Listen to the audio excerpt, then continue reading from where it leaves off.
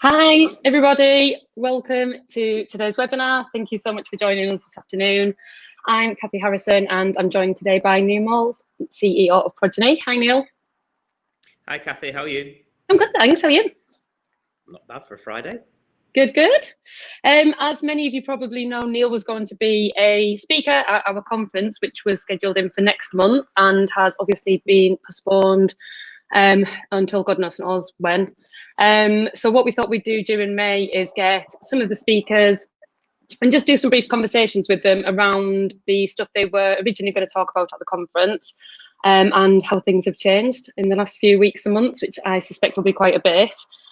The conference itself was all around evolution, which is pretty topical at the moment. So whether that is sort of human evolution and how that impacts on your clients, which is something we'll talk about next week with Neil Beige. We'll also be talking around your firm's evolution with Abby Knight in a couple of weeks. And Neil Moles kindly joined us, or agreed to join us at the conference to talk about the evolution of running a financial advisor firm, and one that's changed massively as it's kind of grown and developed over the years. So that's very much the theme for it. So I guess firstly, how's lockdown treating you, Neil? How are you finding things? Yeah, I think it's interesting for everyone right now, isn't it? Ultimately, and it's yeah, I could do with a good hairdresser. I was going to say. Harsh. But yeah, look, I think we've all had to get used to it. We've all had to find different ways of living and different ways of adapting to these new circumstances. But you know, we're all pretty good. You know, the business is performing really well in these times, so you know, we can't complain really. Good. So I mentioned that, I guess the thinking with getting you along to the conference in the first place was that you're very much an advisor and very much in the shoes. It's all well and good practitioners or external people talking about it, but there's something about physically going through that journey yourself, which you obviously have with Progeny. Do you mind just kind of really briefly summarising the Progeny journey and just how much change you've kind of overseen yourself in your time there? Yeah, absolutely. Look, you know, Progeny is still a baby, probably just out of diapers. That's what the Americans call them, isn't it? You know, so it only started effectively in 2016, and it was born by a vision to not just look at financial planning, but also combine legal, tax, and different services for clients. You know, we've all had experiences of advisors of working with lawyers and accountants, and you know, it's painful usually. Everyone's got the best idea, and ultimately the client never gets the best advice. So our journey was to bring all of that together. So in 2016 we did. You know, at the time I owned a financial advice practice based in Leeds, working in London, and you know, it was time to reset that, create Progeny. You know, we've gone in that 4-year period from 200 million of assets under management to 2.1 billion of assets under management, from 12 people to 150 something. I don't know how many people have joined us this week. So yeah, it's been a huge journey to go on. You know, what I wanted to talk about at the conference was, you know, there's a lot of people out there doing that and preaching how great they are. Well, I promise you, it's not a great journey. It's fraught with problems, usually caused by people. And I wanted to talk about, you know, a lot of the mistakes that we made, so that people can try and learn from a point of view of someone who is growing and acquiring businesses, but also to try and help people who do ultimately want to pass their business on to somebody else, and to look at what the pitfalls would have been for them. Okay. Sorry, I'm just distracted because weirdly one person's struggling to hear me and somebody else can hear me but can't hear you, which is, and somebody can hear both of us. So not quite sure what's going on. If anybody else is struggling to hear either of us, can you let us know? Okay, most people seem to be able to hear us, it's fine. Thank you. Well, actually, so the next question was going to be kind of what were the main things that you were going to talk about at the conference. So you talked about, I guess, some of the mistakes and some of the learnings, and you said there that you went from sort of 12 people to 150 plus, which, you know, across the Verve group, we've gone from one person, which was me, to 40 plus, and that in itself has been so difficult. So I can't imagine kind of going from 12 to 150. Is that kind of one of the biggest difficulties, I guess, with a growing business, managing the people element? Yeah, absolutely. And ultimately, one of our challenges was growing to a size where we could then put infrastructure in place to manage it. Right. First of all, it was me and, you know, the directors. We made a very early call that we wanted to have a compliance director, obviously, but we did it right at the start because we wanted to build some, not kind of catch up later. And so, yeah, there've been certain sort of growing pains throughout. And, you know, the latest person that we brought into the business is a learning and development director. And, you know, that's the kind of final evolution now as we try and grow the business and develop the people within it. And so, yeah, I think probably 2 years ago, it was 2018, we totally destroyed the EBITDA of the business because we absolutely had to go and bring in ops director, finance, HR, IT. And for 12 months, it was just, wow, all that investment. And then we came through the other side and now we're okay. It's great. I would guess that having that structure, that actually it was quite good timing then going through that when you did for what's then happened in the last few weeks and months, because actually there's something about that big investment in those people, the key roles, the infrastructure, that's meant that it's helped you respond and deal with the changes that everyone's kind of had to deal with recently. Okay, I think I said a while ago, nobody had a business continuity plan for COVID. I did. Yeah, right. I didn't have any. If anyone tells you that they did, you know, they're not being truthful. I think that's fair to say. You know, we were making steps as a business to utilize technology better, and you know, everything in a business comes back to a business plan and a budget ultimately. And when you look at how much we were spending on travel as a business, it was insane. Yeah. You know, we made a commitment at our annual conference last year to be carbon neutral this year. Well, you can't do that by jumping on a train to London every 5 seconds. It doesn't work. And you know, ultimately, the way that we dealt with clients was based on an old-fashioned relationship. You know, the only reason that financial planners see clients in the houses is because the man from the Pru used to turn up 30 years ago and collect premiums on a Friday night. That started the journey. It never happened like that for lawyers or accountants. Yeah, so how did we change that dynamic? So yes, we were on that technology path, absolutely, and we had, you know, invested in video conferencing, and you know, the initial step for this year, had COVID not happened, was to make sure that people didn't travel between the offices. Right. Internal travel was getting silly. We've got 8 offices, anywhere from Edinburgh to London, and any given day there was someone on a plane, a train, a car, even walking, hell, you know, between the offices. And so the first commitment was to make sure we had technology that was able to deal with that.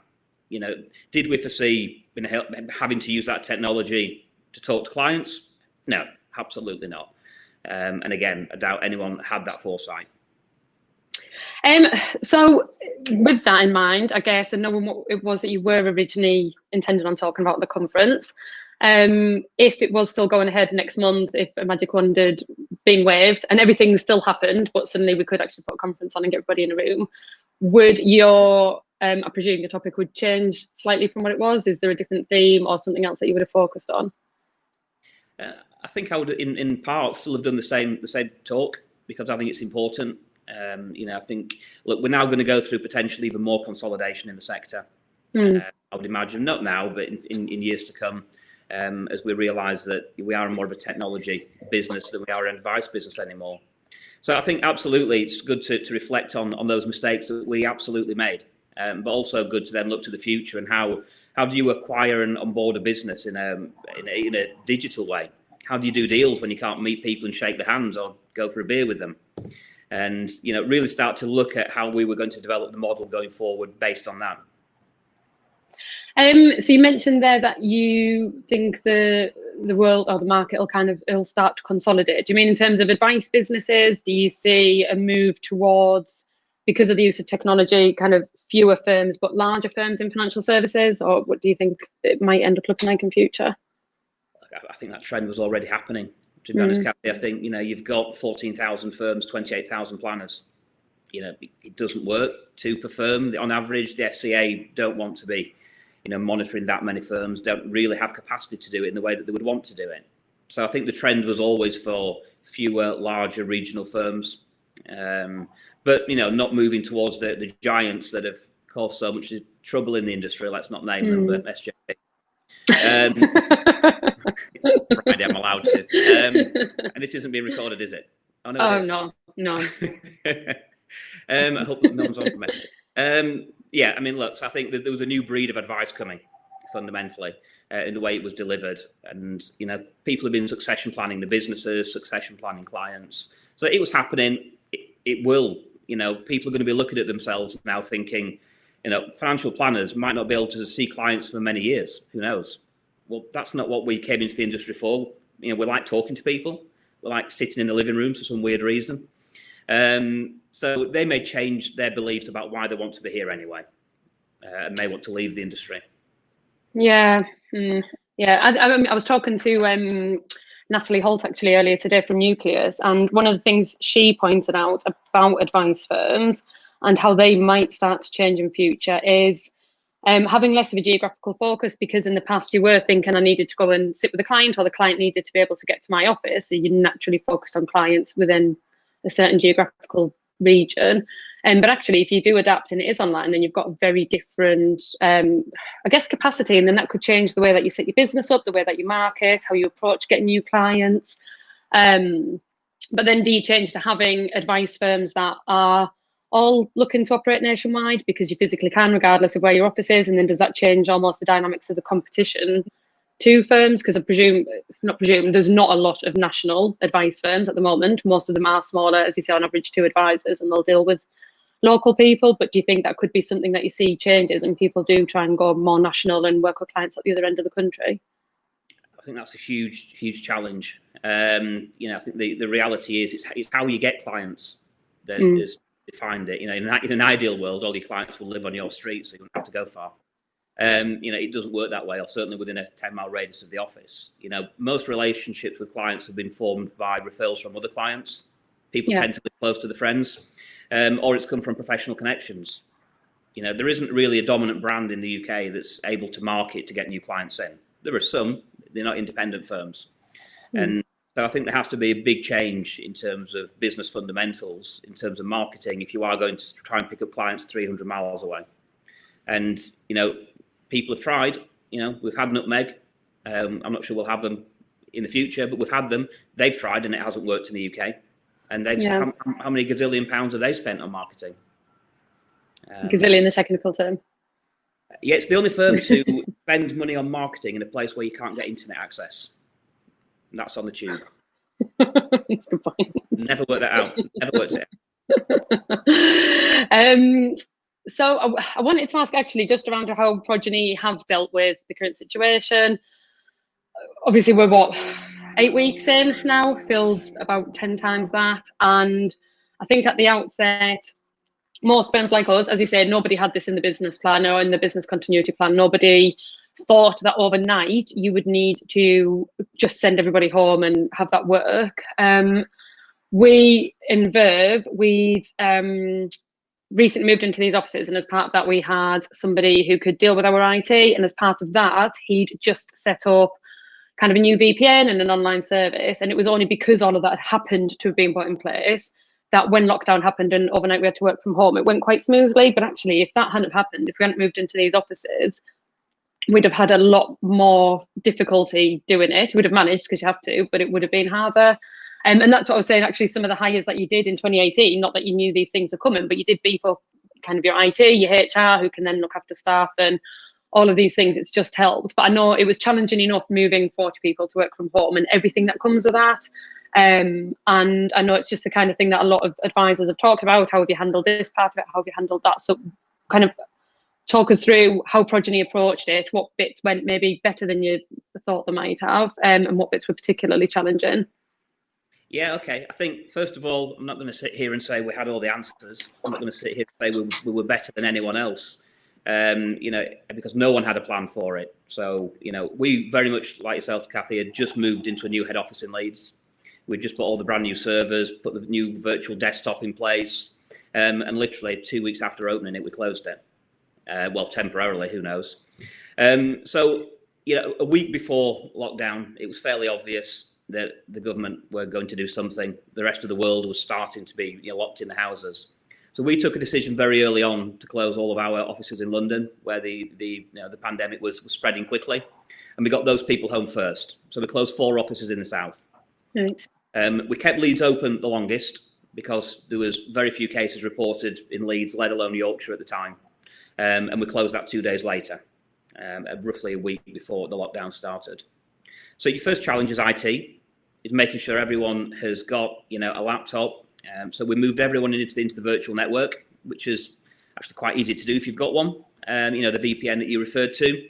We transferred the telephone system into the cloud as well, and moved everyone's phones onto their iPhones or the mobile phones using an app. So that worked really well. And yeah, so working from home in itself isn't a problem. The challenge was dealing with post. Yeah. So I went from CEO to post boy in about 5 minutes, because I was the only person that would let into the offices from a risk perspective to open it and scan it. So, but that's diminished. We're very fortunate that we were rolling out the use of money info. And I know Mick's on here today, so him and his team have been fantastic with us. And we've now rolled it out to all of our clients across not only the financial planning but the legal sectors. So that's allowing us for clients to see their information in these times, which they all want the data now. How much have I lost? But also we are able to upload documents into it. With the advent of DocuSign and electronic signatures, we're now communicating with clients just electronically. We're not posting them anything, they're signing everything, and it comes back to us. So it made us hugely more efficient. And that was something we were working on. We had, I think, 400 of 3,000 clients sat on there when COVID hit. They're now all on there, and Mick and his team have been great in doing so. So yeah, that was the initial wave, okay? And it's, the change curve's all about grieving, isn't it? So, you've got the denial phase of everyone working from home. The first week was like, wow, I'm working from home, my kids are here, it's great. Second week was like, I hate it. And then third week was, I hate it. And we're now getting to that acceptance phase of, yeah, it's all right. So, from a people perspective, we then did a lot of environment checks, health and safety checks at home to work out what kit they had, where they were working. We've shipped God knows how many chairs, lumbar supports, anti-glare screens, laptop risers, second screens to people to get them fully operational. And then been doing a huge project around mental well-being as well to ensure that they're staying safe. It is just a huge logistical, I can't even begin to imagine kind of how you deal with that many people, that much change, like even just down to the detail, the depth of people working from home and knowing that they're going to be there for such a long time, that you need to be thinking about the physical setup. And, like you say, it's almost a denial at first, and I'll just kind of crack on and it'll be fine. I'll be back in the office soon too. Or actually, this could be months and months, and it needs to be just as comfortable and safe as it would have been in the office. How did you kind of approach it? Have you got kind of a team that's focused on it, that's coming, reviewing all of the business in different areas? Have you carved out a task force on it? I love a task force. Absolutely. Absolutely. Look, I think very early on I was hope for the best and plan for the worst. Okay. We were all hoping COVID would come and go in a heartbeat, and it hasn't. But I, in my heart, knew that this was going to be there. In my head, this was going to be there potentially for a very, very long time. So we were very clear to people that this isn't a short-term solution. You are going to work from home. You're going to work from home for a long time. This morning at our company town hall, I've announced that we're not bringing anyone back for a very long time, possibly even this year. No one will re-enter our offices. And so, yeah, that has been a challenge. We have had task force set up. Our HR team have just been amazing, ringing everyone, but we've got virtual coffee mornings going. We've got virtual yoga sessions going. We've got the Progeny pub quiz on a Thursday night. We've had virtual challenges to raise money for charity. And, the one thing I think we have seen is that communication is stronger now in the business than it ever has been. I used to get to speak to the entire business once a year at an annual conference. Okay. Now I get to speak to them every single week on a company town hall meeting on a Friday morning. Look, it's super weird. As I am now, I'm talking to a blank screen. So I'm getting used to talking to myself a hell of a lot. But the way we're communicating, the messaging of getting all people, together in one place, all of the advisors, all of the fee earners and everyone, it's been fantastic. It really has. Well, actually, communication is something I wanted to ask about as well. I guess both internal with your team and external with clients. One of the challenges we've found is getting the right balance of communication. So you want that where your team feels supported and they know what's going on. You want it exactly the same for your clients, communicating regularly enough with them so that they are confident that you're there and that, you're hopefully answering some of their questions. But certainly in the first few weeks, I found that there was almost an over communication. It was because you were so used to being able to have some conversations face to face, or because you knew a monthly or a quarterly meeting was coming up and you would park stuff until then. Actually, all of a sudden, all you've got is your computer or your phone. And it just felt like between the different communication methods, every thought any of us ever had immediately got fired out, and it was quite overwhelming. So we started to try and put a bit of a communication structure in place and get it a bit more regular so that you could start to carve it out. But it's that balance between keeping people involved and updated and actually not overwhelming them. Is that kind of a challenge that you've had, or have you managed to strike a bit of balance with it? I think there's two things on that. First of all, you've got client communication and you've got internal communication. We've always worked on the principle, not always, but we do a lot of work with Dimensional and their training people. And, they work on the principle of face, phone, email. And we have, because I think it's really, really valuable. In the office, you can go and tap someone on the shoulder, but you can't when you live 200 miles away. So when it came to clients, all we did is we went to a 48-hour communication strategy with all clients. So instead of a weekly or monthly newsletter, we went to sending updates out, business continuity plans. We started doing client videos, which is super weird because I've never done that before. So I'm hopefully getting better at it, because my first one was a failed attempt, I think. We're really starting to from a client perspective, and more importantly, listen to clients. So within that first 2 weeks, we asked all the planners to ring all of the clients and speak to them, just to say, we're still here. This is our business continuity plan. We're still operational. How many clients is it again? About 3,500, 3,000 in planning and 500 across the rest. And did you manage to speak to all of them, the majority of them? The majority. Some people were still working and various other things, but we made sure we communicated in one way, shape or form. But also we started to ask the questions, what's concerning you? So in our communications, we weren't just giving clients information we thought they wanted, we were answering their questions. And even in the videos, we were answering their questions. Right. So client communication has been really good. And I think positive feedback, you always get one that doesn't want too many emails, but you can deal with them. I think from an internal perspective, I agree with you. We went over the top. We were in DEFCON 5 mode. And having minute by minute meetings, and it was insane. So by the end of week 2, the communications director came up with a full communications plan across the group, and these are the meetings, and everyone knew where everyone was. Right. So if they wanted to dip into a meeting, they could, but these were the compulsory ones they had to attend. And now we're kind of back to normal, just talking a lot better. So do you think much of this will stay? So even if it's next year and you can physically get back into the offices, and if you choose to, what part of that, the communications in particular, do you think will stay? Will you keep this kind of a lot of the structure being online so that people can dip in and out? Because I imagine that almost makes it easier. You're not having to physically go and attend meetings. You can just, depending on what else is going on in your diary, kind of get into the ones that you think are relevant. Do you think you'll keep a lot of that after this? Okay, so 3 things there. First of all, internal communication, absolutely. If you can see someone, it's great. Okay, you can't actually get eye contact in a weird way. You just think you can. It's strange. So I think internal, definitely. I think any external provider, supplier that we deal with, this is the only way we'll communicate. Categorically. We will have no internal meetings or no supplier provider meetings. We're not going to get Standard Life in for a meeting. Why would you? It's nuts. Do this, it's more efficient, and more people can join from different parts of the country. Yeah. When it comes to clients, we haven't worked that bit out yet. I think the reality is it takes 7 days to create a habit and 7 days to change one. Well, at the moment, clients are used to this, and we're making sure that we're doing a WebEx video call with every client to get them used to it, to get the technology downloaded. The first time you do something, it's hard. The second time, it's easy. And if they get comfortable, I can see a big proportion of meetings transitioning into the virtual space. But there will always be a need for face-to-face for some clients, because they're either too old, they're vulnerable, perhaps. Yeah. And it's hard to do these meetings. So we will be a hybrid model after this. Yeah, I think that makes sense. It was something I was chatting to Natalie about earlier. I don't think...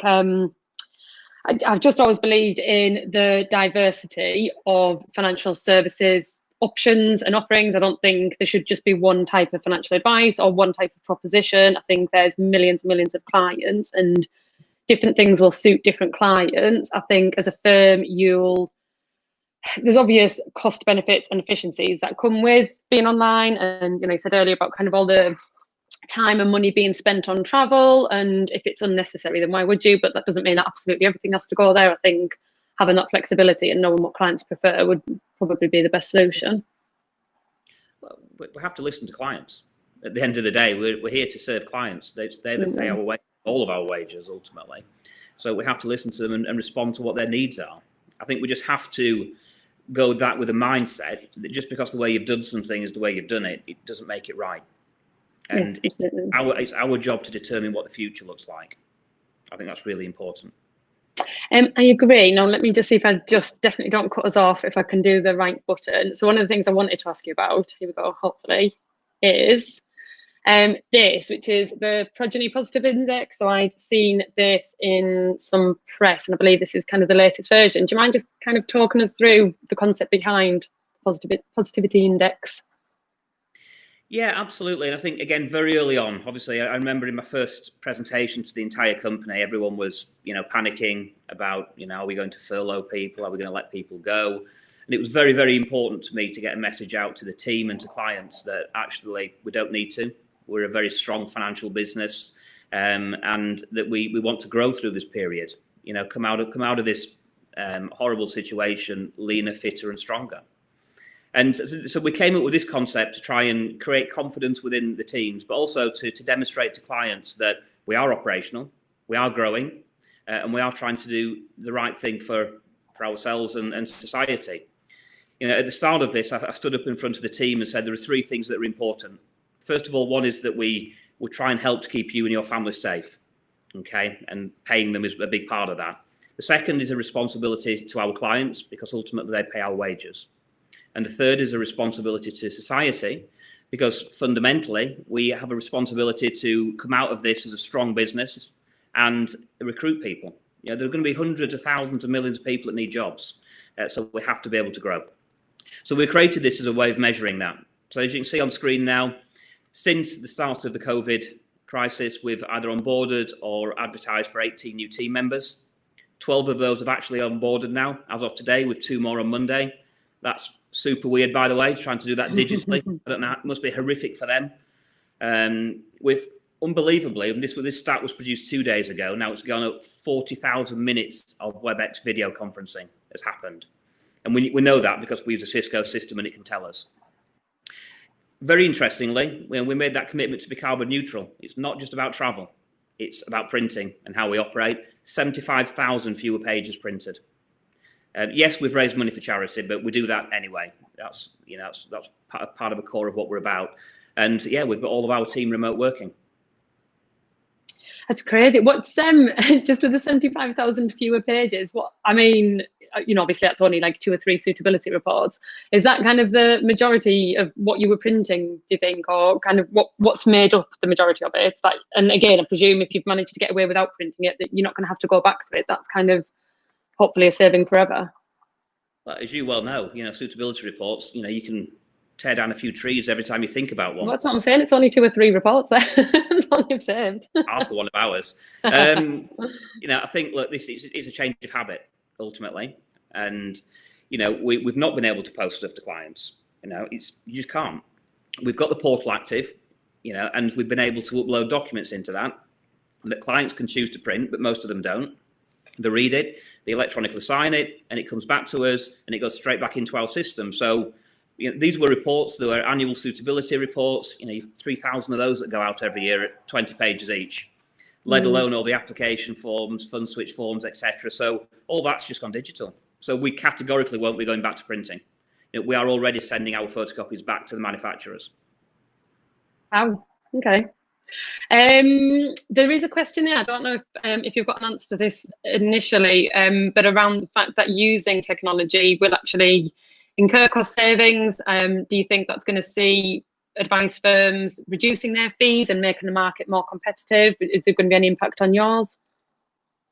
It's a great question. I'm not sure anyone knows the answer. Look, there's downward pressure on fees in financial planning is absolutely coming, and whether we've had it in the wrap platform sector, we've had it in the shift from active to passive, and then the reduction in fees that we've seen there. it was coming our way. This may drive it forward. But look, at least this allows us to become more efficient. It's not about what you charge your clients, but how efficient you are as a business and how much profit you make. So if you maintain your profitability and you have to reduce fees, it doesn't really matter because it's one up, one down.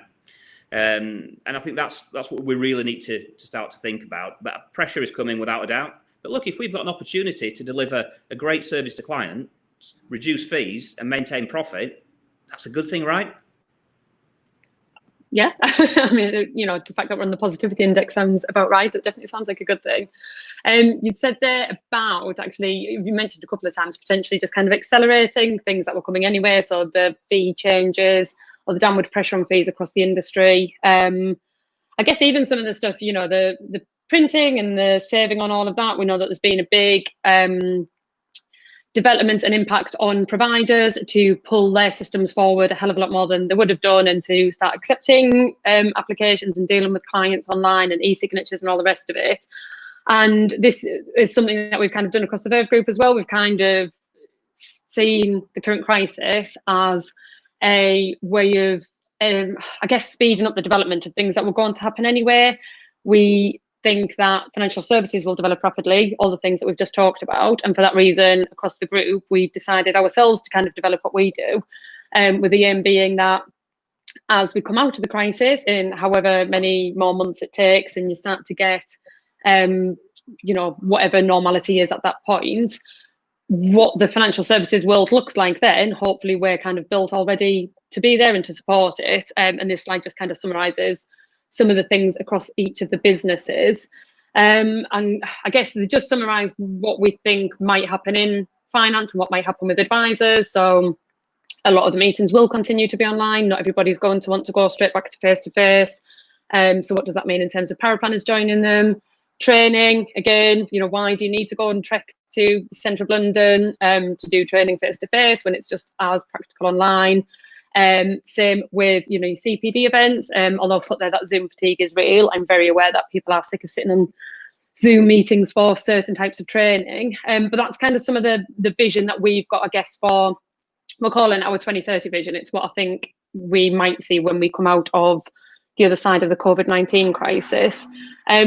What's your thoughts on that? Where do you see financial services when we come out of it? What do you think kind of the main differences will be across the whole industry, not just within Progeny, or actually the whole industry? Okay, so I wrote a business plan, funnily enough, 2 weeks into COVID, called Imagine If You Wake Up in 2030. Stole the idea from Great minds. Well, all right, stole it, that's fine.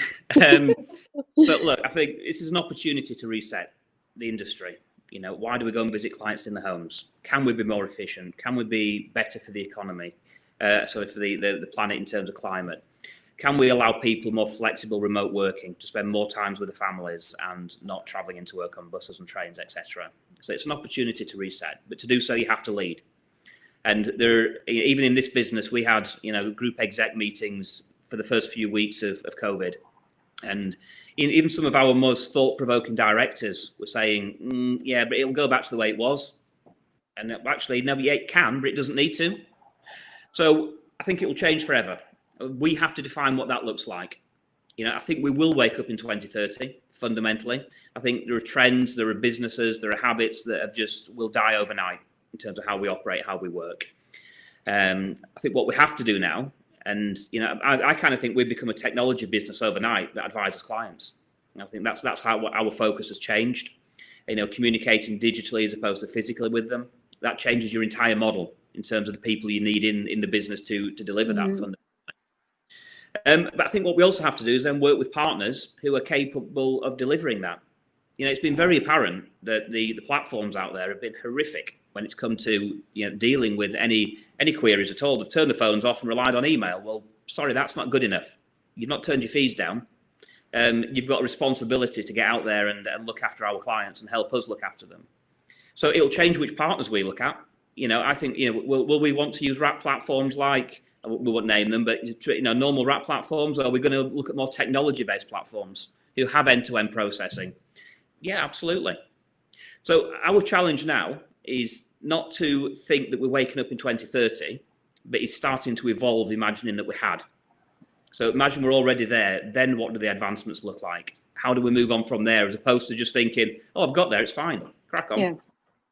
Well, actually, that's one of the discussions that we've been having. So we, as part of this vision, we're doing a launch party on the 1st of June of all the new things that we've been building to kind of address this and to have services ready for this new world.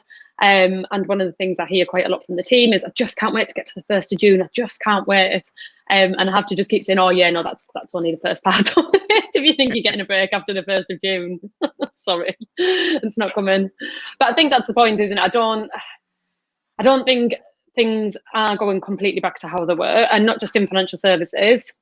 You know, in the whole world, in business, in all industries, in our personal lives, you know, some of the creativity around how people have dealt with birthdays while they've been on lockdown and the things that they've done, you know, people might find that they are, I don't know, more willing to move away from their family because now they realise how easily you can communicate, even if you don't live in the same town as them.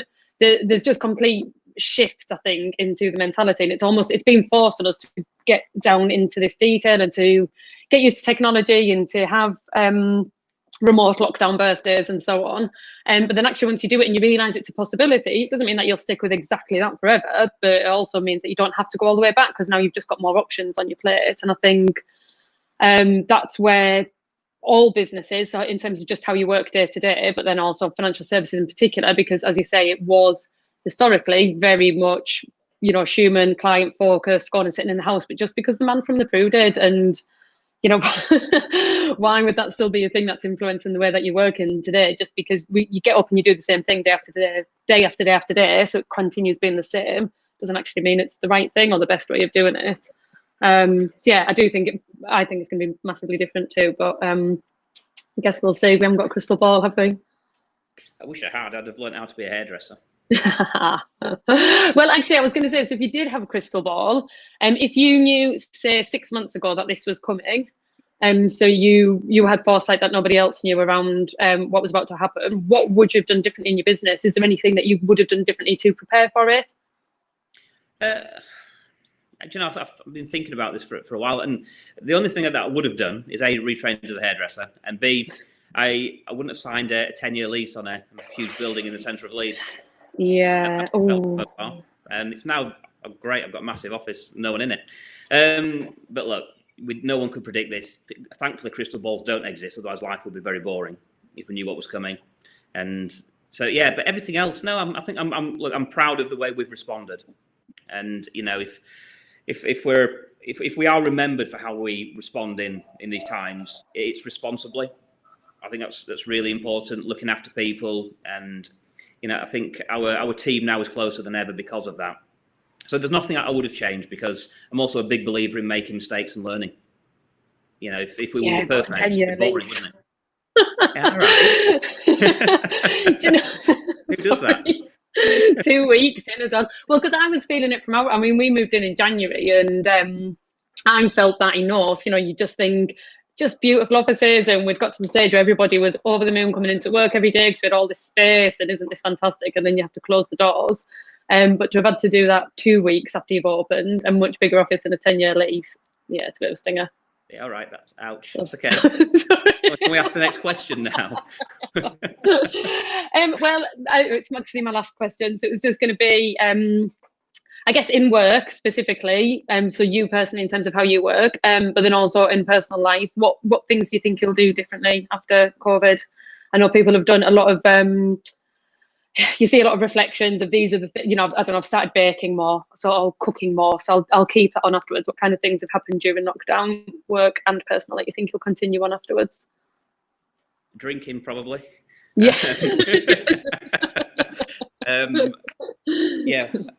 Look, I think there's a lot of changes in the business that I want to continue. You know, I want to continue better communication, better connectivity with the team, with clients.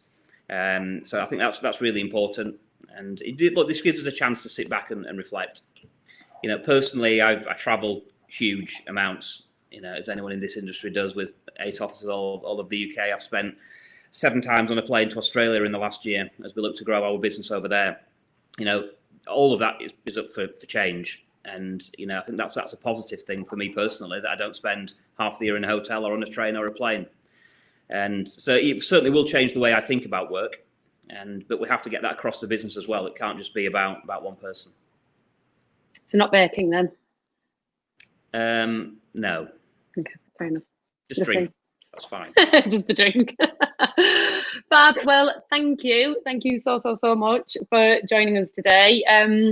As I mentioned at the beginning, coming up is a couple of the other speakers who would have been at our conference. So Neil Beige is joining us next Friday, and Abby is joining the week after.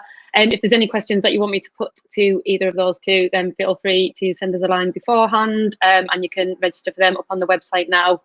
So yeah, thank you everybody, and we are definitely due a wine now, so that's what I'm going to go and pour. Thank you so much for your time, Neil. Really appreciate it. Thank you very much, Kathy. It's been a pleasure. Thank you very much. No worries. Have a good weekend. Bye, everyone. See you. Bye.